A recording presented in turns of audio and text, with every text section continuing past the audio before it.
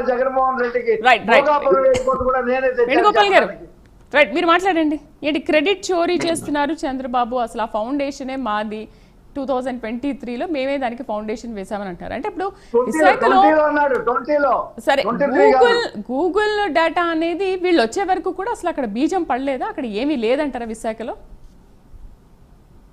Madam, ఇప్పుడు ఏదైతే మీకు అదే విధంగా ప్యానెల్లో పాల్గొంటున్న వివిధ రాజకీయ పార్టీ నాయకులకి, విశ్లేషకులకి, ప్రైమ్ 9 ప్రేక్షకులకి అందరికీ నా నమస్కారం. మేడం, ఇప్పుడు వైఎస్ఆర్సీపీ నాయకులు ఏదైతే గూగుల్ సెంటర్ రూపుదిద్దుకుంటుంది అని చెప్పేసి అనౌన్స్మెంట్ రావడమే ఐటీ మినిస్టర్ గుడివాడ అమర్నాథ్ అయితేనేమి లేదా కొంతమంది వైఎస్ఆర్సీపీ నాయకులు అయితేనేమి దుమ్మెత్తి పోశారు. ఏదో చంద్రబాబు నాయుడు గారు, లోకేష్ ఏదో సాధించేశారు, ప్రపంచ వ్యాప్తంగా సాధించేసినట్టు వీళ్ళు పబ్లిసిటీ చేసుకుంటున్నారు. దీని వల్ల ఏం ఉపయోగము, ఒక గోడను ఒక వాచ్మెన్ ఉంటాడే తప్ప ఈ గూగుల్ డేటా సెంటర్, ఏ డేటా సెంటర్ వల్ల ఏం ఉపయోగం ఉంది, ఏమన్నా ఉద్యోగాలు వస్తాయా, దానివల్ల ఏమైనా ఉపయోగం ఉందా రాష్ట్రానికి, దేశానికి? దానికి ఎందుకు 22,000 కోట్లు ఈ సబ్సిడీలు ఇవ్వడం జరిగింది? అదే విధంగా కరెంట్ ఎందుకు, దానికి వాటర్ ఎందుకు, దానివల్ల ఏం ఉపయోగం ఉంది, దీనివల్ల పొల్యూషన్ ఉందని చెప్పేసి వైఎస్ఆర్సీపీ నాయకులు ఐటీ మినిస్టర్ తో సహా ఏదైతే టీవీ డిబేట్లకు వచ్చే వాళ్ళు అందరూ దుమ్మెత్తి పోసారు. దీనివల్ల వేస్ట్, దీనివల్ల వృధా అని. మరి ఇలాంటి గూగుల్ సెంటర్ యుఎస్ లోను, తైవాన్ లోను, సింగపూర్ లోను, ఐర్లాండ్ లోను, నెదర్లాండ్ లోను ఉండాలి. మరి వాళ్ళకంతా అవగాహన లేకుండా పెట్టుకున్నారా గూగుల్ డేటా సెంటర్ ని? ఈరోజు చంద్రబాబు నాయుడు గారు ఏదైతే మోడీ గారి సహకారంతో ఏదైతే తీసుకురావడం జరిగింది. కానీ జగన్మోహన్ రెడ్డి గారు ఏమంటున్నారు అంటే, ఇది ఆదాని ఏదైతే మాకు ఒక అగ్రిమెంట్ జరిగింది, ఆ అగ్రిమెంట్ వల్ల ఏదైతే ఆదాని 87,000 కోట్లు కన్స్ట్రక్షన్ చేసి ఇస్తే దాన్ని రెంట్కి గూగుల్ వాళ్ళకి ఇస్తే, గూగుల్ ఎయిర్టెల్ కలిపి ఈ 3 సంస్థలు కలిపి ఈ రోజు ఫార్మేషన్ చేస్తుంది ఏఐ డేటా సెంటర్ అని చెప్పేసి కేంద్ర ప్రభుత్వం, వైఎస్ఆర్సీపీ ప్రభుత్వం, సింగపూర్ ప్రభుత్వం కమిట్ అయినాము, దాని వల్ల తెచ్చాము అంటున్నారు. ఓకే, క్రెడిట్ ఉన్ని ఈ రోజు భారతదేశ వ్యాప్తంగా, రాష్ట్ర వ్యాప్తంగా అందరికీ ఇది చాలా మంచిది. ఎందుకంటే ఈరోజు హైదరాబాద్ హైటెక్ సిటీ అయిన తర్వాత ఏ విధంగా ఆడ సాఫ్ట్వేర్ కంపెనీ డెవలప్ అయిపోయిందో ఈ విశాఖ కూడా అదే విధంగా అభివృద్ధి చెందుతాయి. దాని వల్ల కొన్ని లక్షల ఉద్యోగాలు వస్తాయి. అదే విధంగా ప్రపంచ వ్యాప్తంగా మన విశాఖపట్నానికి, ఆంధ్రప్రదేశ్ కూడా ఒక గుర్తింపు వస్తుంది. ఓకే, అది వైఎస్ఆర్సీపీ ప్రభుత్వం కూడా ఫౌండేషన్ అయింది, మేము వద్దని చెప్పలేదు. మరి ఎందుకు విమర్శిస్తున్నారు గూగుల్ సెంటర్ రావడం వల్ల? అది ఎందుకు వచ్చింది, దానివల్ల ఏం ఉపయోగం ఉంది, దానివల్ల ఏం ఉద్యోగాలు వస్తాయని ఎందుకు మాట్లాడినారు వైఎస్ఆర్సీపీ నాయకులు ఈ రోజు వరకు? అంటే వాళ్ళు మాట్లాడింది కరెక్టా, ఈ రోజు జగన్మోహన్ రెడ్డి గారు చెప్పేది కరెక్టా అని చెప్పి ముందు ఆ వైఎస్ఆర్సీపీ నాయకులకి మాజీ ముఖ్యమంత్రి కూర్చోబెట్టి ఏదన్నా ఒకటి విమర్శించేటప్పుడు ఏకదాటిగా అందరం కలిసి ఒకటే విమర్శిస్తాం. జగన్మోహన్ రెడ్డి గారు ఒకటి చెప్తాడు, ఇది నేనే తెచ్చాను, దీనికి నేనే ఆద్యం పోచాం, గూగుల్ సెంటర్ నా వల్లే వచ్చింది, చంద్రబాబు నాయుడు ముఖం చూసి వచ్చిందా అని చెప్పి ఆయన విమర్శిస్తాడు.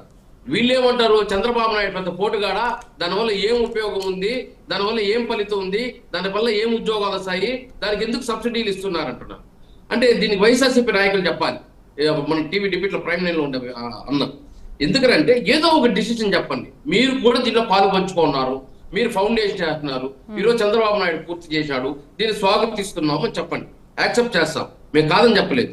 లేదు, మేము దీన్ని వ్యతిరేకిస్తున్నాం, దీనికి మాకు సంబంధం లేదు, చంద్రబాబు నాయుడు ఏం ఒక ఉద్యోగం రాకపోయినా దానికి ఇంత సబ్సిడీలు ఇవ్వడం అనవసరం అని చెప్పి రెండో స్టేట్మెంట్ అన్నాయి. రెండు మీరే ఇస్తారేంది? ఎవరు మాట్లాడుతున్నారు? అది మీరే మాట్లాడుతున్నారు, ఇది మీరే మాట్లాడుతున్నారు.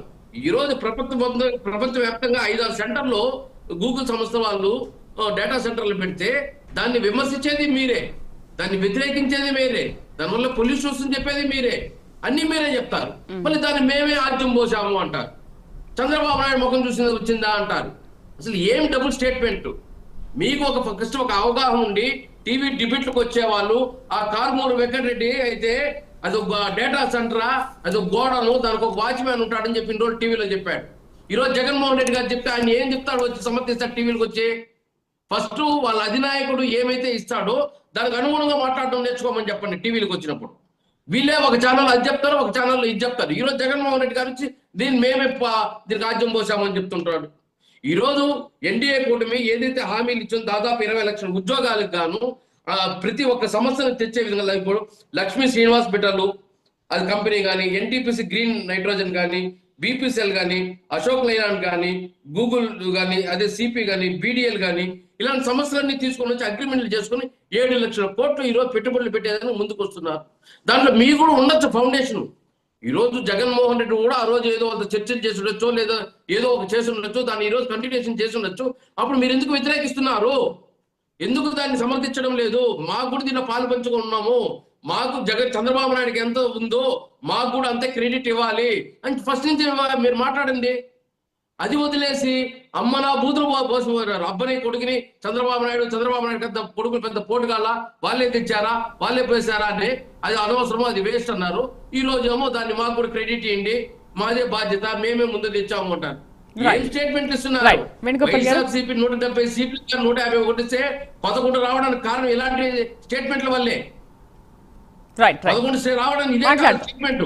ముందు నాయకుడు ఏం మాట్లాడుతున్నాడో దానికి అనుగుణంగా మాట్లాడడం నేర్చుకోండి. రామారావు గారు మళ్ళీ వస్తాను. స్టేట్మెంట్ ఇస్తున్నారు. కార్తిక్ గారు నమస్తే అండి. కార్తిక్ గారు ఏమంటారు? 3 పార్టీల వాదన విన్నారు. అసలు ఎవరి ప్రభుత్వ హయాంలో